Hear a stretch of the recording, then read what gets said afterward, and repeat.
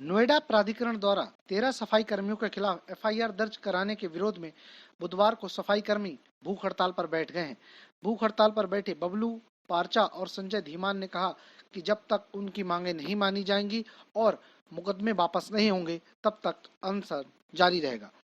गौरतलब है कि सफाई कर्मी नोएडा प्राधिकरण में ठेकेदारी प्रथा को खत्म करने तथा मोबाइल ऐप से कार्यस्थल की लोकेशन भेजने के विरोध में पिछले कई दिनों से हड़ताल पे हैं। बीते दिनों मांगे न माने जाने की स्थिति में सफाई कर्मियों ने धर्म परिवर्तन किए जाने की धमकी दी थी। इस पर संज्ञान लेते हुए मंगलवार की रात नोएडा प्राधिकरण ने थाना सेक्टर 20 में 12 सफाई कर्मियों के खिलाफ मुकदमा दर्ज करवा दिया था। इससे दूसरे सफाई कर्मी भी बेहद गुस्से में आ गए। बबलू पारचा ने कहा कि जब तक उनकी मांगे नहीं मानी जाती और सफाई कर्मियों पर दर्ज मुकदमे वापस नहीं लिए जाते तब तक उनकी भूख हड़ताल जारी रहेगी। मेरा नाम बबलू पारचा, अखिल भारतीय सेवा मजदूर कांग्रेस से नगर अध्यक्ष हूँ और आज हम भूख हड़ताल पे बैठे हैं। वैसे धरना हमारा 1 तारीख से चल रहा है, 1 तारीख से कंटिन्यू चल रहा है धरना हमारा। हम पे मुकदमे भी लगाए गए हैं, हम पे हमारे कर्मचारी को ड्यूटी से भी निकाला गया है, सभी कर्मचारी को ड्यूटी से निकालने की धमकी भी दी जा रही है, नोटिस भी दिए जा रहे हैं और सभी लोगों को मुकदमे भी लगाए गए हम लोगों पे।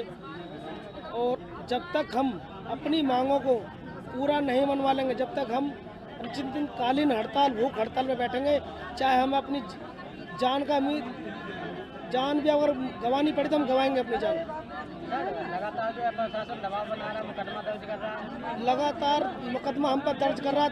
कोई दिक्कत नहीं, अगर मुकदमा दर्ज करने तो और कर लें, लेकिन हम पीछे हटने वाले नहीं हैं। अगर हमें 3 तारीख में धर्म परिवर्तन करना पड़ा वो भी हम करेंगे हर तरीके से।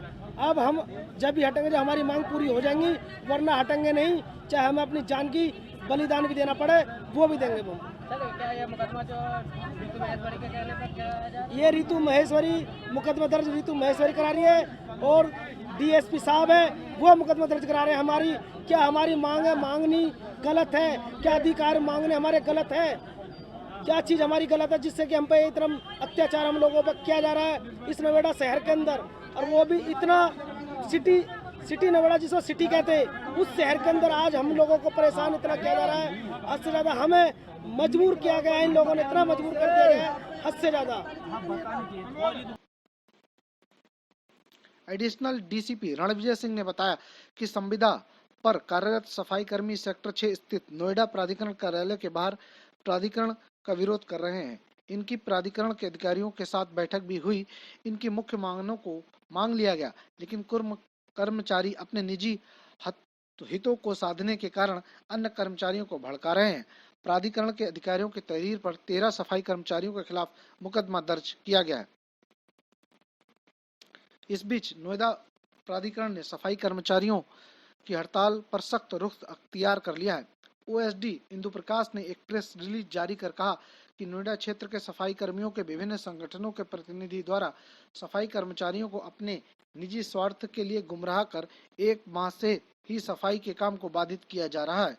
16 सितंबर को प्राधिकरण जन सेवा में सभी कॉन्ट्रैक्ट के माध्यम से रखे गए 1360 सफाई कर्मियों में 1041 सफाई कर्मियों ने मोबाइल ऐप पर अपनी उपलब्धि दर्ज कराई है। जिन कर्मचारियों ने मोबाइल ऐप से अपनी उपस्थिति दर्ज न करा काम नहीं किया, उन्हें कॉन्ट्रैक्ट से हटा दिया गया है। उनकी जगह नए कर्मचारियों को रखने की प्रक्रिया शुरू कर दी गई है। कल प्राधिकरण की तरफ से एक तहरीर दी गई है जिसमें हम लोगों ने 13 व्यक्तियों के खिलाफ नामजद उसमें मुकदमा दर्ज किया है, उसका इन्वेस्टिगेशन चल रहा है। देखिए, मैं आपको बता दूं कि विगत काफ़ी दिनों से सफाई कर्मी अपनी विभिन्न मांगों को लेकर प्राधिकरण के साथ बैठकें कर चुके हैं और कुछ बैठकों में हम लोग भी शामिल हुए और उसमें बहुत सारी बातें इनकी जो मुख्य मांगें थीं उन सब पर सहमति भी बनी है और उसमें क्रियान्वयन भी हो रहा है उनका।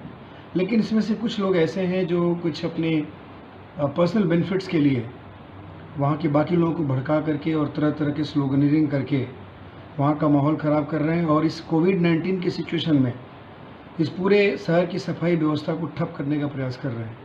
इसमें कल प्राधिकरण की तरफ से तहरीर आई है और हम लोगों से मुकदमा पंजीकृत किया है और इन 13 लोगों के खिलाफ इन्वेस्टिगेशन चल रहा है और बाकी लोग भी जो इसमें इनका सपोर्ट करेंगे, साथ देंगे, इस पूरे सिटी में सफाई को प्रभावित करने का प्रयास करेंगे, उनके विरुद्ध भी हम लोग कानूनी कार्रवाई करेंगे।